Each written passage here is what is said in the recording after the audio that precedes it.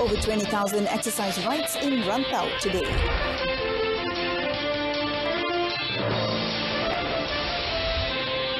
One-stop centres to help Rakyat.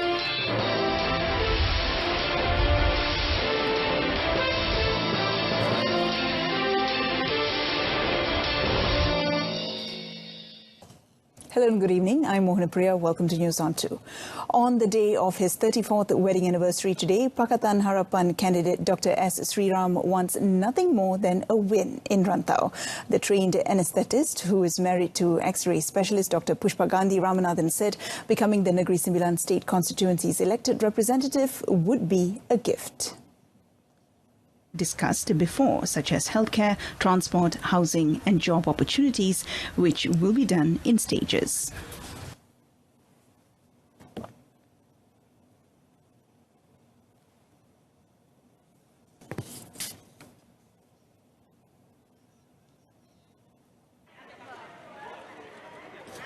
The look of relief was apparent on Datuk Sri Mohamad Hassan's face the moment after he cast his ballot at SJKC Chung Hua. The UMNO Deputy President, who is contesting on a Barisan Nasional ticket for the Rantau State seat by-election, arrived at the polling centre at 8:26 a.m, accompanied by his wife and 5 children. On the ongoing polling process, Datuk Sri Mohamad said he is satisfied with the smooth development, which he said is an improvement over previous polls. He also congratulated the Election Commission for upgrading and improving the system following suggestions after the 14th general election. Streams 1 and 2 are now located in the hall, which is more convenient for senior citizen voters, unlike in GE14 when the streams were located on the first floor. The by-election was called after the Federal Court dismissed an appeal filed by Datuk Sri Mohamad to set aside an election court decision to declare his victory in the GE14 null and void. Senior Assistant Commissioner Datuk Khalil Azlan Sheikh, who heads the Anti-Money Laundering Investigation or AMLA team, said they have solid evidence to prove money from state-owned One Malaysia Development Berhad or 1MDB was used to buy a pink diamond, even though the jewel itself has not been found. The assertion follows Datin Sri Rosman Mansur's repeated claim to have been slandered as the buyer of the 94.6 million ringgit gem by critics of her husband, former Prime Minister Datuk Sri Najib Tun Razak, to bury his political career. In a released statement, Datuk Khalil said there is money trail evidence of the purchase of the pink diamond from a jeweller in New York using money from 1MDB. He also said even though the pink diamond was not found during the police raid, there is clear evidence to show the existence of the purchase transaction. Datuk Sri Najib, who is Pekan MP, had recently claimed vindication that his wife had not bought a pink diamond, as alleged by his critics. But Damansara MP Tony Phua has countered and accused the ex-Barisan Nasional leader of misleading the public, as there were 2 different pink diamonds being discussed. Police received 91 reports as of yesterday over a posting on the Sabah Sarawak Merdeka Facebook page, which was deemed insulting to the Yang di-Pertuan Agong Al-Sultan Abdullah Riyatuddin Al-Mustafa Billah Shah. Inspector General of Police Tan Sri Muhammad Fuzi Harun said the case is being investigated under Section 4, Subsection 1A of the Sedition Act 1948. In a released statement, Tan Sri Muhammad Fuzi said if convicted, the owner of the Facebook account could be fined not more than 5,000 ringgit or jailed not more than 3 years or both.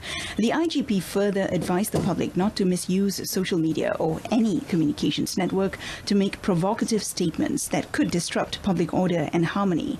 The posting, which featured a picture of the king, which had been altered to cast His Majesty in a negative light, went viral over the past few days. Now, the body of a 31-year-old man who went missing for 4 days and was believed to have drowned at Sungai Semantan, Kampung Gantuk, Mentaka, Pahang, was found early this morning. Victim Muhammad Arshad Abdullah was found floating 3 kilometers away from the location of the incident by several villagers at 9:30 a.m. Pahang Zone 2 Senior Operations Commander Senior Superintendent Muhammad Arshad Abdullah said the search and rescue operation was conducted along the river until the Temerloh Bridge. He added that the team had used search methods in order to find the victim. The victim's body was sent to the Sultan Haji Ahmad Shah Hospital, Temerloh, for a post-mortem before being surrendered to the family for burial. At about 7:40 p.m. on Wednesday, the victim was said to have crossed the riverbank and drowned in the middle of the Semantan River after failing to rescue his friend. Now, Perak Police launched an operation dubbed Ops Kesan to help find a participant of Gopeng Ultra Trail, Muhammad Ashraf Hassan, who has been missing since 23rd March. Now, Police Chief Dato Razaruddin Hussein said the special operation by Perak Criminal Investigative Department, or CID, involves over 200 personnel from various agencies and volunteers. Now, the search is being carried out based on information previously obtained involving the areas of Bukit Batu Putih and Kampong Jahang, aside from other areas that have yet to be searched. The search team involved in the operation split into 38 groups. Kita akan cuba di kawasan bawah pula.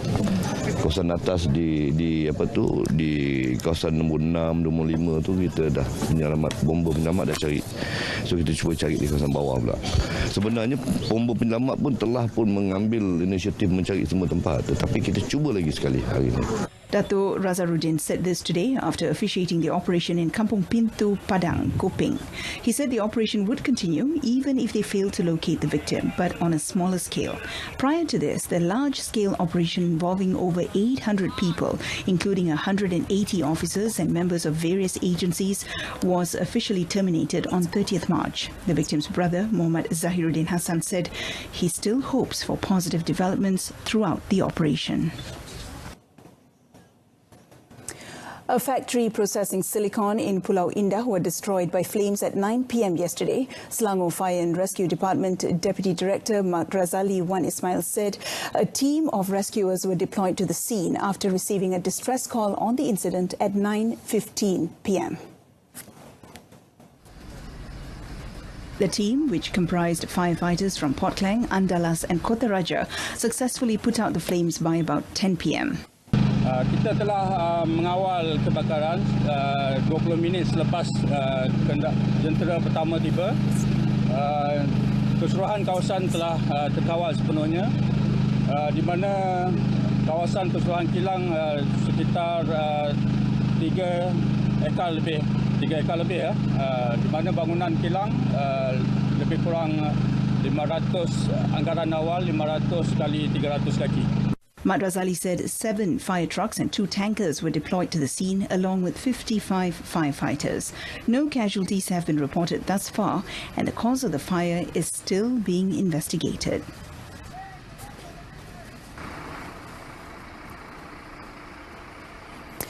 Now, police yesterday discovered a gambling centre operating from a condominium in Cheras after a fire was reported from the premises. Cheras Police Chief ACP Moksin Muhammad Zun said that they were informed of the incident by a fire and rescue team at the scene. ACP Moksin said police seized 16 mobile phones, 5 routers, 2 modems, 18 keyboards, 18 CPUs and 16 monitors from the condominium in Taman Pertama, Cheras. He said upon arrival at the location, police discovered several equipment believed to be used by an illegal gambling syndicate. He added that the occupants of the unit fled before firemen reached the area. Police believe the syndicate had been in operation for about 2 months and the unit was rented by a Chinese national. A police inquiry paper has been opened and all the items seized had been sent to the Cheras police station for further investigations.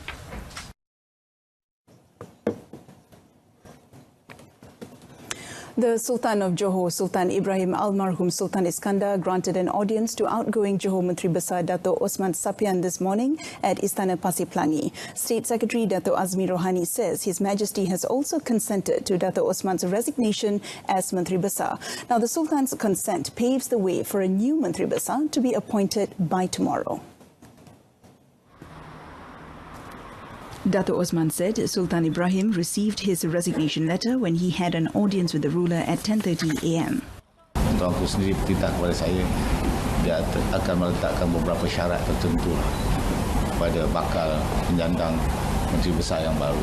Kalau itu syarat-syarat ini diterima, mungkin akan terjadilah satu pembentukan Menteri Besar dan juga kerajaan yang baru. Mungkin dalam soal ini juga ada perubahan-perubahan besar dalam pembentukan ahli Majlis Mesyuarat Kerajaan Negeri Johor. The Sultan had been abroad and returned to the state only yesterday. The embattled 67-year-old tendered his resignation to Bersatu Chairman and Prime Minister Tun Dr. Mahathir Mohamad in Putrajaya this past Monday. Coming up, crucial assistance needed to help children without official documents. Stay with us.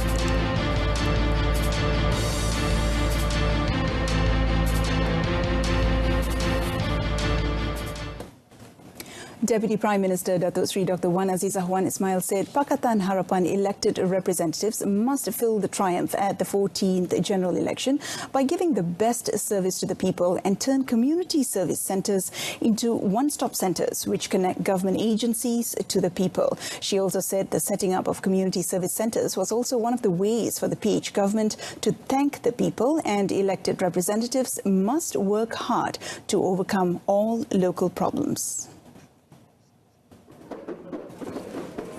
Berperanan sebagai one-stop center, taklah macam one-stop lain, tapi at least satu center, satu pusat menghubungkan perkhidmatan agensi-agensi kerajaan kepada rakyat dengan lebih efisien. Proses kita nak sampaikan dasar kerajaan perlu dilaksanakan dengan berkesan di peringkat Parlimen dan DUN. The Deputy Premier said this when opening the Basarah State Seeds PH Community Service Centre in Kuantan, Pahang. She further urged elected representatives to work harder to pull more people out of poverty. The Education Ministry urges non-governmental organizations or NGOs to work together with the National Registration Department or JPN, the Social Welfare Department and the District Education Office to help children who still do not have official documents. Now, these official documents are crucial to enable them to attend school and not be left out in their studies. Education Minister Dr. Mazli Malik said there were children identified who had no official documents for specific reasons. Mereka ini warga negara, jangan salah faham.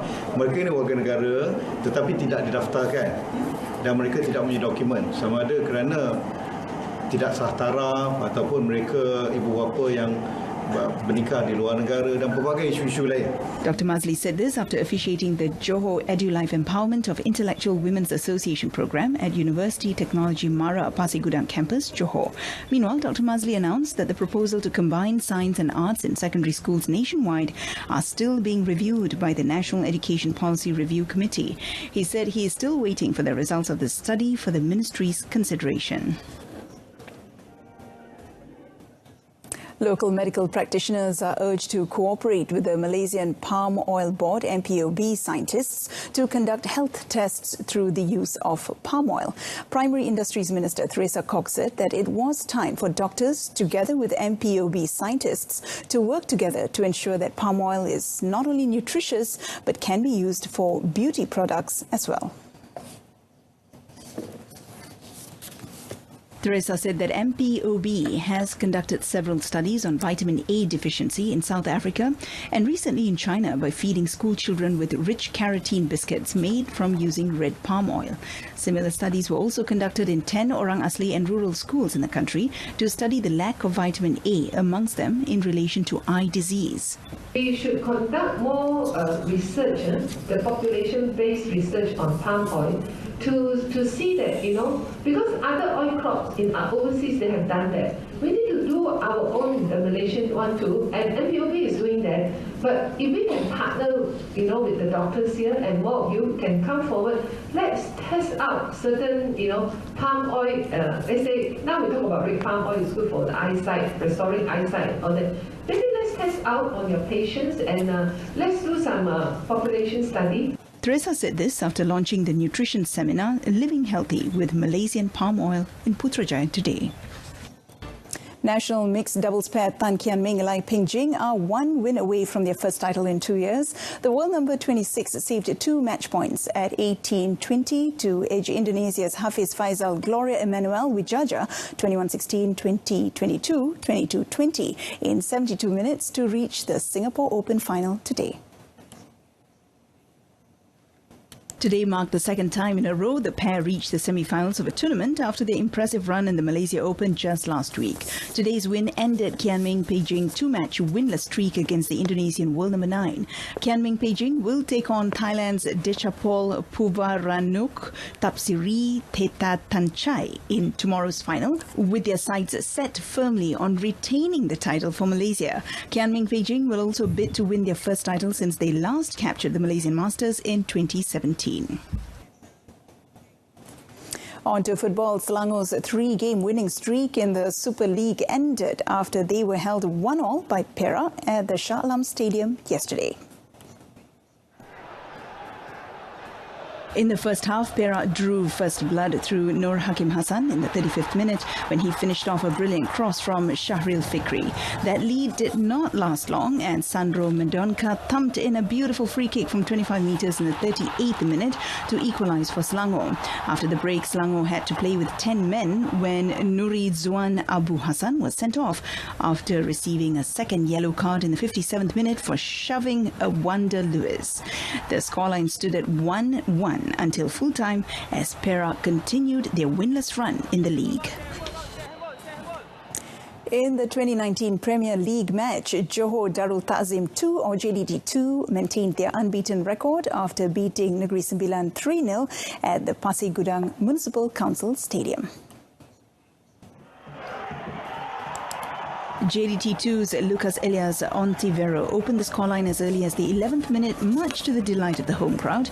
National Under-23 defender Mohammad Shazwan Andik Mohammad Ishak fired JDT2's second goal 11 minutes later, as the home side ended the first half with a comfortable 2-0 lead. Mohammad Gadar scored the third goal in the 63rd minute to secure the win.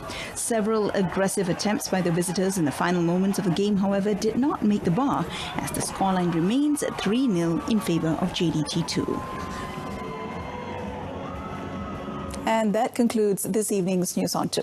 In our top story today, over 70% voter turnout in Rantau by-election, exceeding final turnout in Semenyih by-election, which up till today was the highest. Join us again at 12:30 tomorrow afternoon. I'm Mohana Priya. Thanks for watching.